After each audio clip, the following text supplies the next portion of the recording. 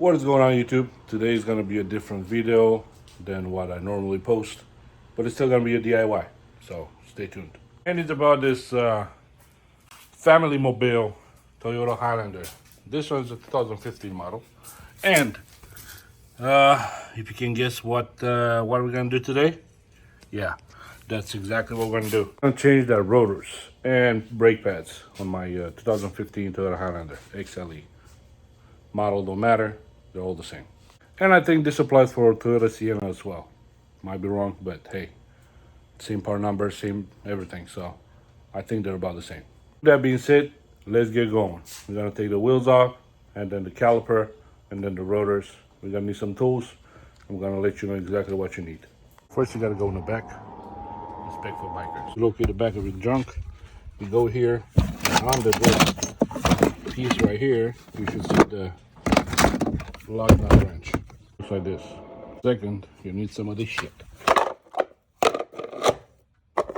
so your shit won't roll. Third thing you need is a jack. This one's a 3-tone low profile, really good. Thanks for my friend that bought that for me. So if you don't have that, you can use the car jack, the scissor jack that you can with the car, or just another regular jack. So we gotta loosen the lug nuts.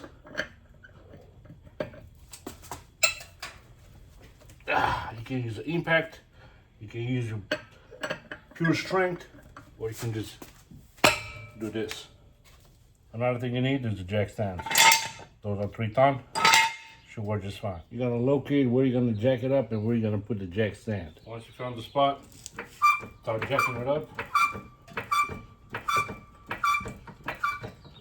until the wheel is off the ground, just like so. Next, get your jacks underneath the frame.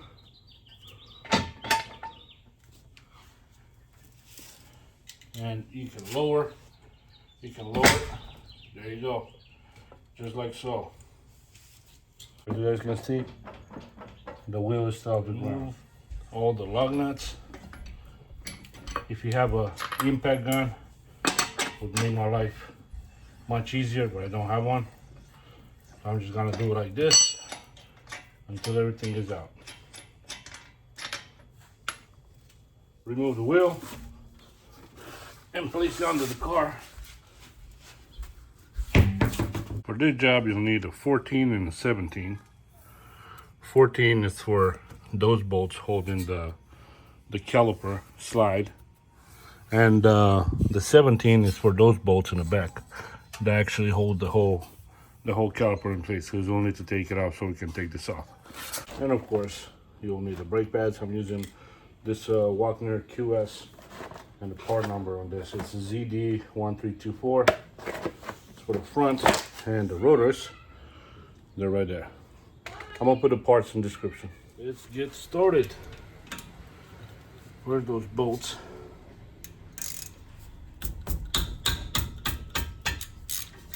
Okay, that's one. The one on the bottom.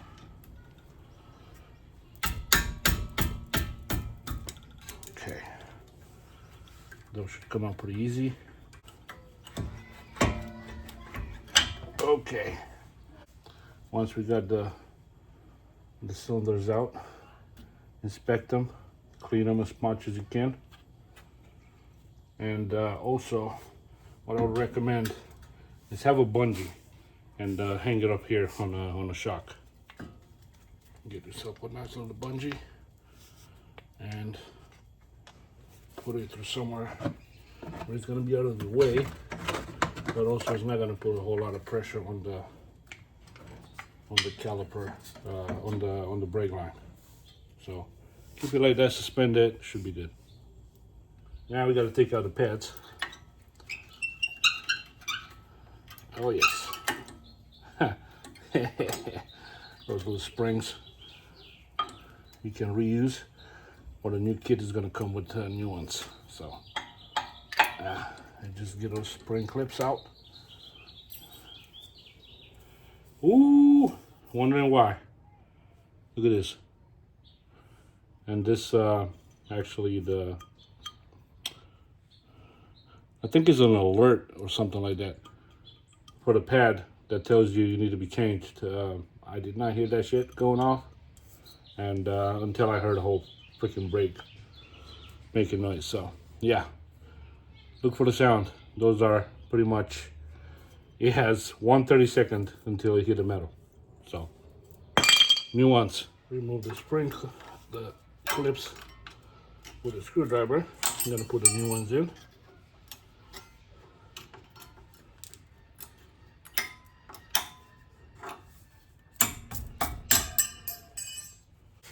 It's nice to have like a bigger adjustable wrench, adjustable length for the wrench, so you get more leverage.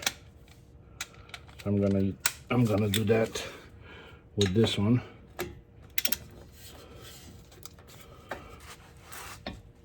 I don't know how many foot-pounds is this, but let's see. Okay,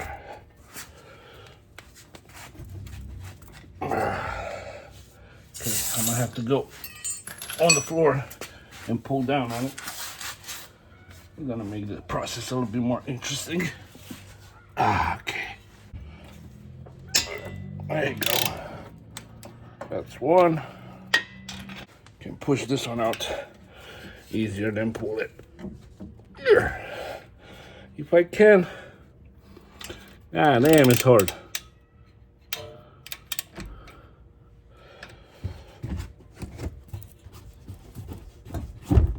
There you go. It's just a weird position, that's all. Okay, once you get that out. Woohoo! You got it out.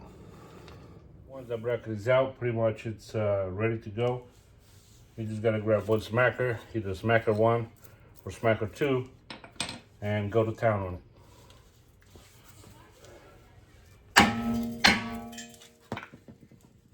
Seems like smacker 1 was good enough. All right. You have some holes in here. Just want to align those to make sure they will fit nice. Let's see. That one there, that one there. Same diameter, same configuration. So now let's put a new one in.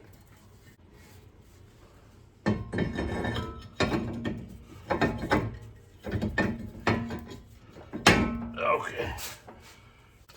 Get some brake parts cleaner and spray on the rotor. Clean it out a little bit. Make sure it's not too dusty. While you're at it, inspect the boots. Make sure they're not cracked. They're not leaking. Everything is nice and clean under here, as you guys can see. Just have to clean the edges a little bit. Also, we got to compress back the pistons so we can slide the whole assembly in. And for that, you need one of those. Those are really cheap.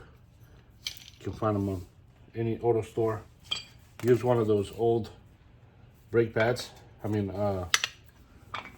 Yeah, old brake pads. Put it in. You put it like this, and then turn it until it compresses the pistons in. Or they just press it in all the way, and we should be good. Now we know for sure it's not going to have any problem sliding out onto the pads. Now the brake pads.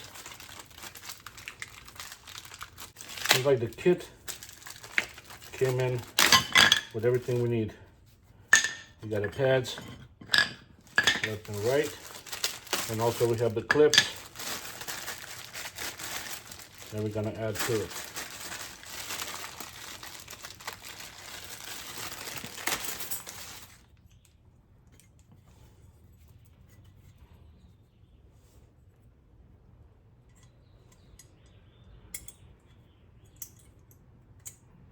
Doors are very sharp, so you gotta be careful.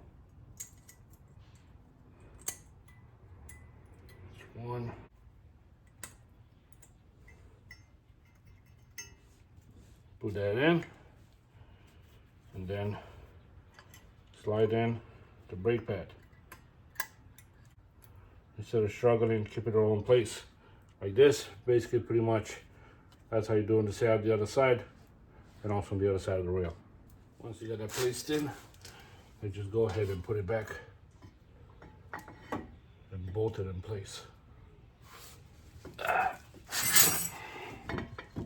Screw in. You can just line up the other one.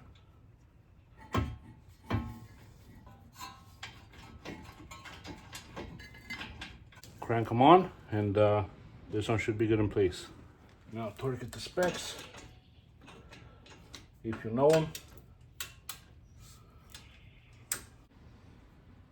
Put the clips on.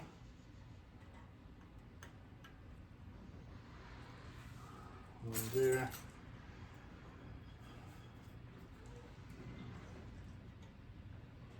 One there.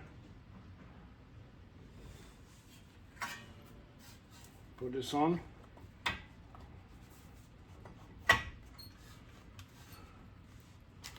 Put a bolt in place.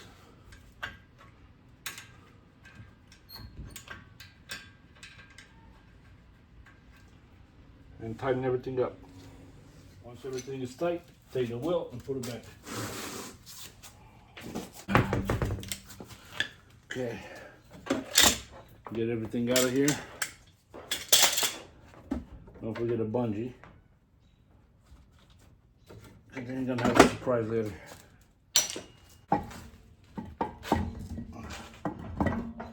And I'll tighten everything up. Once you got one pretty snug, you can start doing the rest of them much easier. Do the same thing on the other side and you should be good to go. And just like that, you can do your own brakes at home. You don't have to go to a dealership or stealership to get it done. Thanks for watching, and I'll see you in the next one.